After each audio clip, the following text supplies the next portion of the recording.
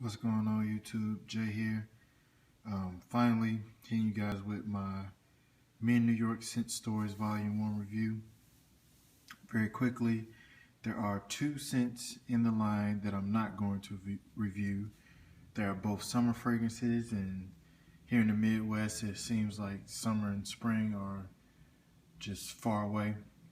Those being Longboard and Dune Road. So again, I will not be reviewing those just yet. I'll do it in a separate video. Real quickly, this is how the samples come. They write you a handwritten note. There's the bag with the MinNewYork crest, the box, and how the samples come. You do have to be a member to gain access to these fragrances. It's a private collection of MinNewYork.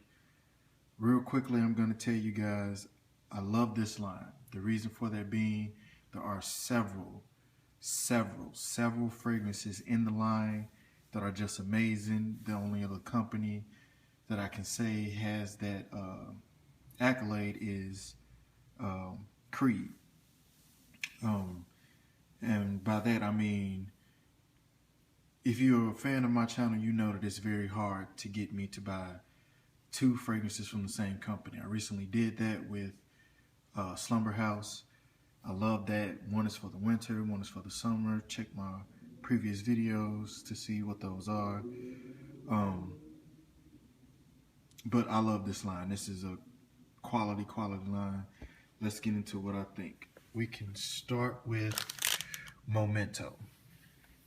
Now, this is one of my favorite in the line. It's a jewel. It's a very sweet and sophisticated fragrance. It's mysterious. My favorite mysterious scent right now is Tom Ford Noir de Noir. But it's not like that. But it will draw people to you. It'll make them want to know what kind of guy would wear a fragrance like this. Like, what is he into? What does he do? Is he married? Is he a bachelor? Is he, into gothic? Like, what kind of guy is he? It's just one of those scents. It's very pleasing though, and the only other house that has those type of attributes, in my opinion, are Guerlain. Like, people just are so enamored and they just want to come up to you, oh my God, you smell so good, but they know that it's different. They know that it's not anything that they've smelled from Macy's or Sephora. It's just one of those type fragrances. This has absinthe in it, and there's a fragrance called Absinthe from Nasamato, and it's just this sweet, oh my God, it's sexy in my opinion. Joe Anthony said that he gets green depending on your body chemistry. You get something different from that scent, and I love it. I will say this: most, if not all, of the fragrances in this collection are close to the skin. Now, they do last, I want to say, maybe between 6 to 8 hours, but they sit extremely close to the skin. And in my very in-depth testing of these fragrances, I came across, I think that's the focus of this line. It's not supposed to jump across the room. There's supposed to be a class, a sophistication to it. And right off the bat, most of these just sit very close, with the exception of, I think, Moon Dust. So I might as well move into that one next. These are all the same, by the way, so I'm just going to pick this one up, and that'll be the last time I do that. Moon Dust is smoke, smoke, smoke. Unfortunately, YouTube community, I do not like smoky fragrances. I currently have a batch of Aventus. That's the more smoky batch, and man, I just do not like it. For a person who does love smoke, you would love this fragrance. It's everything in this line is quality, everything. And by quality, I mean it's not your run-of-the-mill fragrance that you can go out and buy or smell on any person that you pass on the subway or in your occupation. I've had my opinions obliterated before about notes in the past. I used to did not like patchouli, and I actually love patchouli now, but this has not done it yet. I may come across to like the smoky characteristic of a fragrance one day, but today is not the day. If you like smoky fragrances, for my gentlemen that love going into cigar shops and just chilling out with a glass of brandy, you would actually love Moon Dust, but it's just not for me. Moving along, another jewel in it, and I'm gonna say that this is currently my favorite. Maybe. I don't know. There's a lot of stuff in this line. Magic Circus. If you have a sweet tooth, then you are gonna love it. It smells candy, peppercorn, wood chips. Oh my god. It's sort of like a sweet gourmand candy type fragrance. It's kind of hard to explain. It's linear. The cotton candy aspect of it is fun. It's sexy. Uh, it's not at all a juvenile scent. I wouldn't compare it to something like Prada Candy or one of those Juicy Couture fragrances. It's not that. It's very, very sophisticated. A lot of the things in this fragrance line are, again, sticks close to the skin. It can sort of be reminiscent of Montal's Intense Cafe. I don't get any rose out of that fragrance or any coffee for people that do. On my skin, it's just a very sweet. I can't explain it. It's just good. There are no shared notes between the two, but from my body chemistry, it's very close to Montal's Intense Cafe. Doesn't have the beast mode projection and longevity that it does, but for my sweet gourmand people, and I would go as far as say it's a close quarter scent for you and your significant other. Moving quite along, Barrel. Oh my God, this is another one that I love in the line.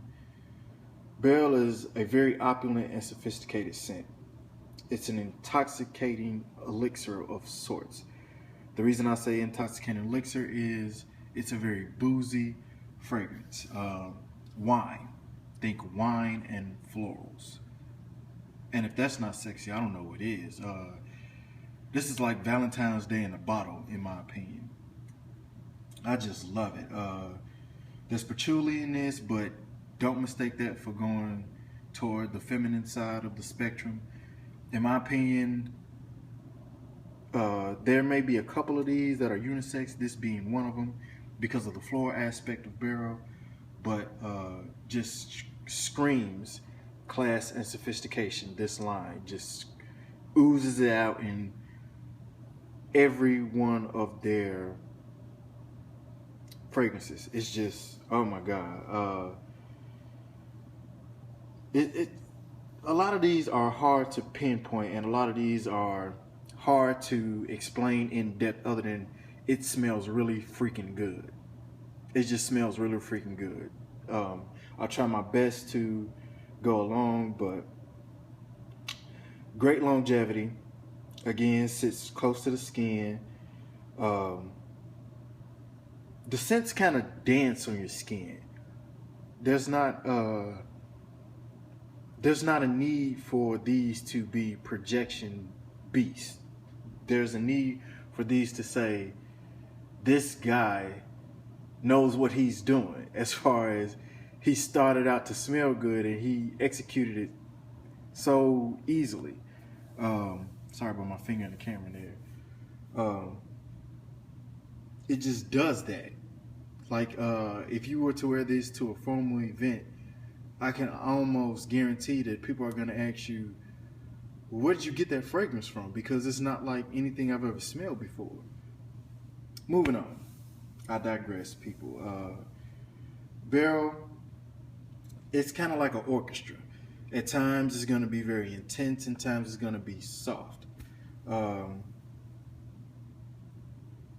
lot of the other fragrances have more upbeat tempos. This is like, and sorry I don't know where I'm getting these musical analogies from, but this is classical music. This is an opera. It's just nice. I don't know what other way to put it. Moving quite along, Shaman. This is a melange of florals. It's patchouli in this. This is like sticking your nose literally into a flower, into the top of a flower. Smells like a floral shop. I've never, in my fragrance journey, which is still, relatively young, it's a few years now, I've never come across a fragrance that put florals so well, authentic florals. There's a such thing as cheap smelling fragrances. I recently watched a video from Coach Rob where he questioned our validity of a fragrance having authentic notes and being authentic. And I think it is objective, but at the same time, when something smells cheap, or we all have an opinion on what smells cheap and what smells opulent or grand. And the entire line, including Shaman, does that. Moving along, Botanist. This is a sweet fragrance, again, pleasing.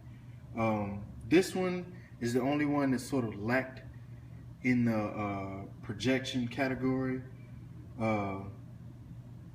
Like I said, none of the fragrances jump across the room, but this one was a little lighter on the side. It's very bright opening, and a lily really comes out on my skin.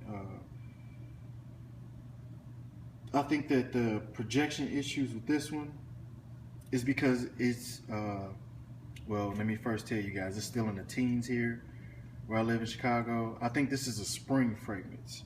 Botanist is. I'm gonna do some more testing when the weather changes, but I think that Botanist had such spotty longevity because it's more of a springtime fragrance. Moving along, another one. I think Renee Zayas, one of my favorite guys, he co-signed this one, The Hob. So last year, I knew that I was looking for certain notes for my winter collection. I set out to find a cinnamon fragrance, which I didn't, and I tested them off. Please feel free to suggest a cinnamon fragrance for me, but I've smelled everything Barney's, Neiman's, Saks Fifth Avenue, everything on Lucky Scent, everything in MinNewYork, with the exception of this. The Hob is cinnamon and incense, and oh my God, is this stuff. Everybody says stuff like Christmas in a bottle or holiday party in a bottle. This is mine. I believe this is going to be the first purchase from this line for me going into fall and winter of this year, 2015. Yeah, about 45 minutes into the fragrance, it's going to become a soothing and luxurious, almost creamy nutmeg. My wife and I prefer nutmeg seasoning on all of our winter drinks, such as, eggnog and stuff like that.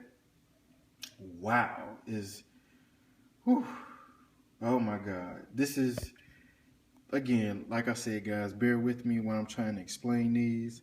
The Hob is just a winter latte, a perfect smelling winter latte is what the Hob is, with cinnamon and nutmeg and the creamy aspect to it. That blew a lot of fragrances out of the water for me. I tested Montal's Intense Pepper. No disrespect to Carlos. I know he loves that fragrance. That did not do anything for me. There's a hint of pepper in here, cinnamon, just wow. Wow, wow, wow. The Hob, yeah. I think I'm gonna wear that very soon. That's the one. That's number one in my line. Premature. I don't know if I'm premature in that, but that's number one from the line. Moving on. Old School Bench. Starts off just as the name suggests. Very old wood. I sort of like woody fragrances. There's only one that I think, in my opinion, that stands at the top, and he stands alone, and that being Richwood by Zerjoff. But if you're into woody fragrances, this is some nice stuff. It smells like salvaged wood, made into a coffee or dining table. Brand new. So when you walk into the room and you know somebody just created this piece of furniture, that's what that scent's gonna smell like. Very dry in the initial phases, but you can tell that things are lurking in the background. About 5 minutes into it, bergamot comes out, and eventually the bold scent of wood dissipates, but not completely. It's met with some patchouli and becomes very much so sweeter. Another good stable fragrance in the lineup. This one is another punch in the repertoire that this is the only house that has many jewels as Creed. Everybody knows that Creed has easily 4 or 5 fragrances that anyone likes. There's something in this fragrance line for everyone, in my opinion. Whether you're a smoky guy, moon dust, woods, old school bench. You want your florals, go to barrel. Everything in here, oh my God, people, it's just wow. So, lastly, Onsen. Now, along with Creed and many other houses, there's going to be something that everybody doesn't like. Now, while I did mention I don't like smoky fragrances such as moon dust, this was sort of, I don't want to use the word boring, but I would say safe. Think a classic gentleman's fragrance. Bergamot. The quality is still here, but it's just not as interesting, if you will, as the rest of the line. Onsen, it just didn't do it for me. I tell you what, if you want to have this debate about niche versus designer, quality of ingredients and notes versus imitation, I would start with Onsen. I actually have Onsen on right now. It smells like, in my opinion, don't get on me, Coach Rob, in my opinion, a quality fragrance, yet for a person who's not into fragrances, who sticks with the same, Jean-Paul Gaultier's or Fahrenheit's, and you're trying to curb his opinion and get him into more things that are more in-depth, I would say start him off with Onsen. Now, like I said, I've been doing fragrances for a while now. It's kind of hard to please me. It's kind of hard to get me to raise my eyebrow at the first initial, excuse me, smell of a fragrance. But Onsen is the only one, in my humble, very, very, very, very humble opinion, that if you were to say that you didn't like something or is a very safe fragrance in the lineup of stuff that just challenges your nose and just engages you into a line, then that's the one. Sorry guys that I'm not going to do the longboard and the Dune Road. I will do it at a later date. This is Jay here. This is my very quick take on MinNewYork. Love the line. As it stands, I'm going to, and this may be premature, this is the best line out right now.